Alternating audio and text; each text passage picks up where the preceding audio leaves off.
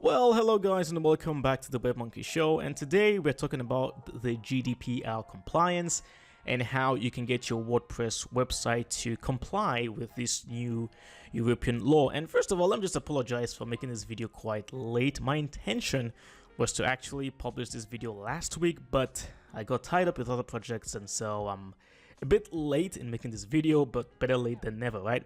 So what is this GDPR compliance that seems to be very popular these days? Well, the GDPR stands for the General Data Protection Regulation Law, and it is a law aimed specifically at protecting the data of users based in Europe. So the whole idea here is to prevent websites from storing the data of European users illegally, or even processing or sharing that data with third parties.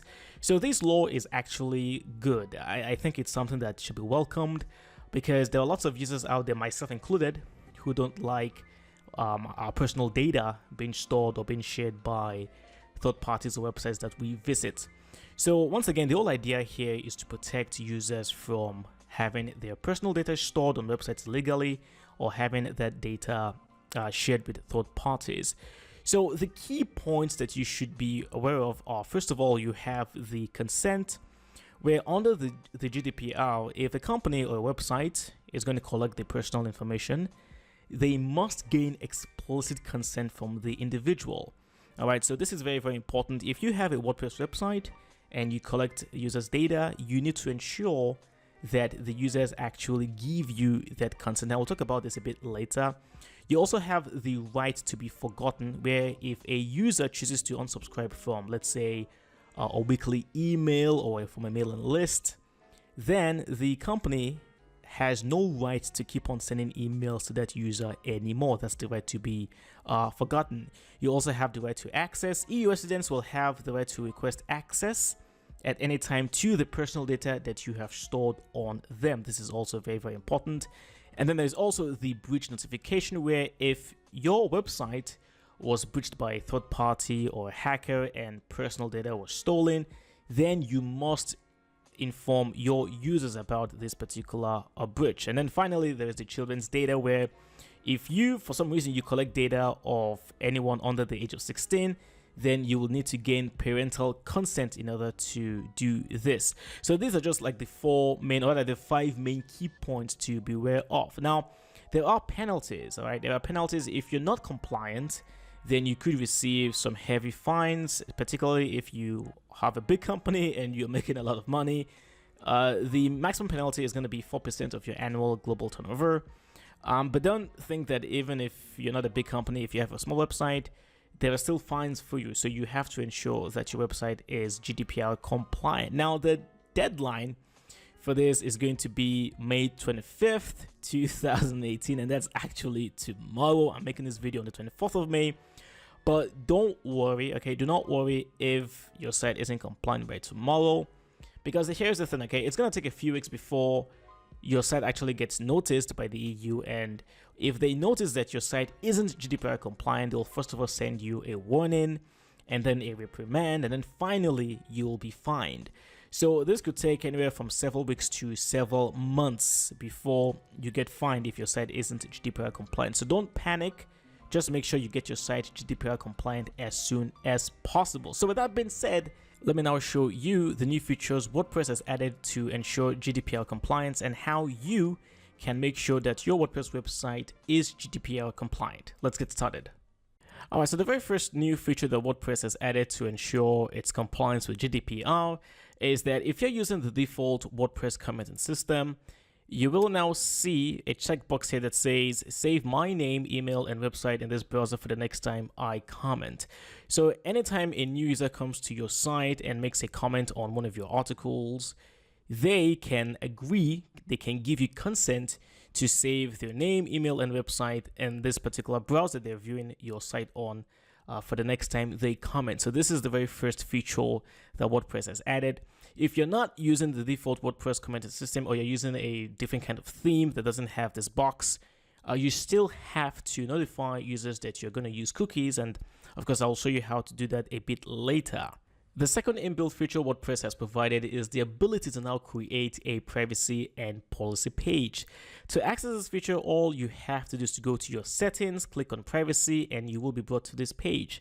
Now, if you already have a page dedicated to your privacy and policy, just choose that page from this drop-down box. Otherwise, you can simply click on create a new page and you will be provided with this inbuilt template.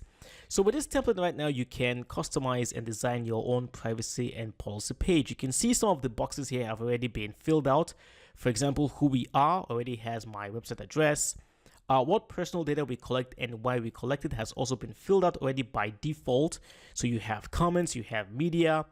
Now over here where you have contact forms, you can see this has been left empty because the template doesn't know what plugin to use for your contact forms. Here's the thing you should keep in mind, okay? If you're using Gravity Forms, Contact Form 7, Ninja Forms, or in fact any kind of contact form on your WordPress website, the names and email addresses of the users who fill those forms are typically stored on your WordPress database.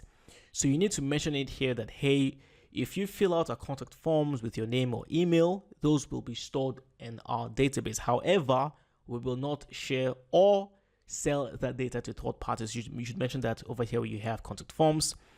Cookies as well. If you use cookies, you can leave this by default. If you don't use cookies, then you can delete this entire cookies section. What else do we have here? We also have the analytics. All right. So if you're using Google Analytics or Facebook Analytics or any kind of plugin like that, you should also mention it here that, hey, we share your data with these companies. But in order not to scare your users away, mention that you do not sell the data to these companies, and the only reason why you share this data with these companies is just for traffic analysis, because you want to know where you're getting the most traffic from, when you're getting that traffic, things like that. You don't want to scare your users away by simply mentioning that you work with Facebook or Google.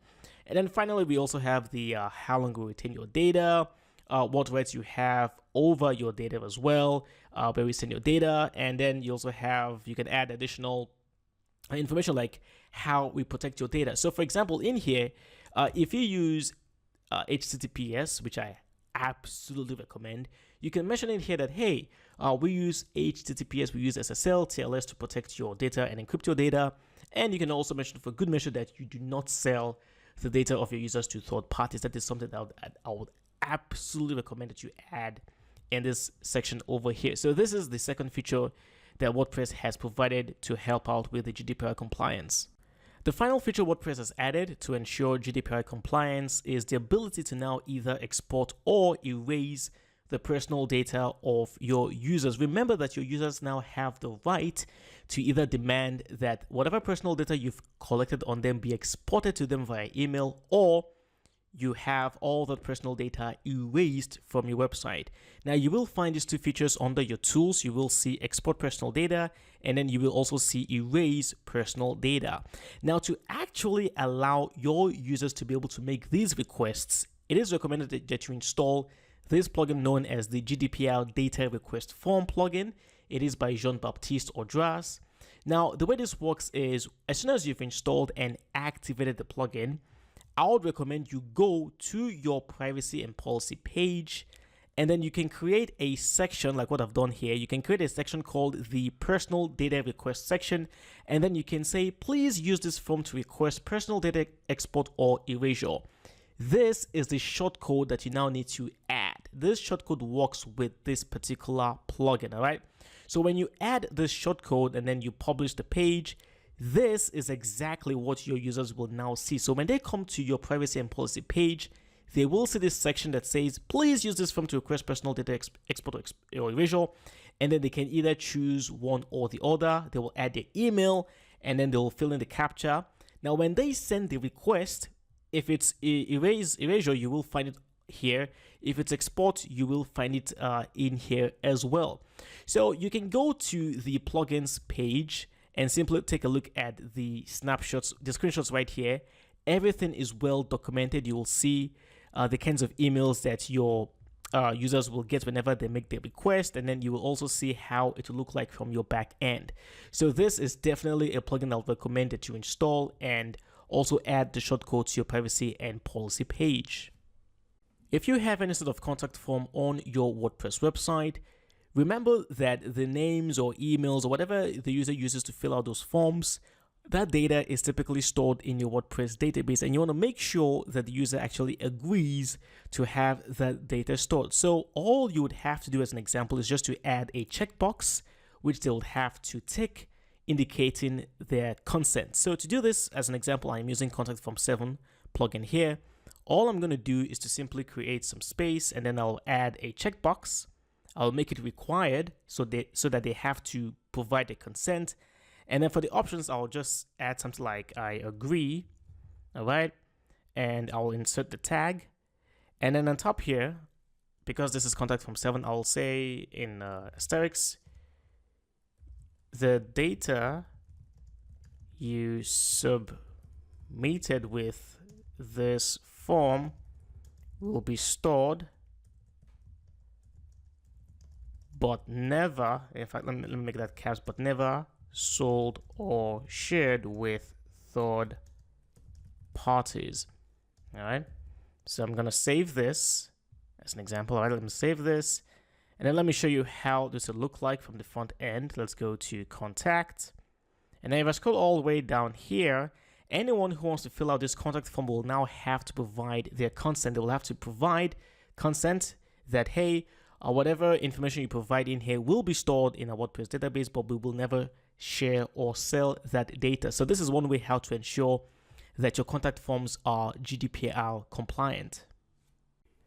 Now, as I mentioned earlier, if you use cookies on your WordPress website, it is very important that you notify your users that you indeed use cookies. Now, to do this, I'll recommend you install this plugin called the Cookie Notice by dfactory. Install the plugin, and to access it, just go down to your settings. You will see Cookie Notice. Click in there, and then from here, you can customize the message that your users will get, and you can add the button text. You can customize all this.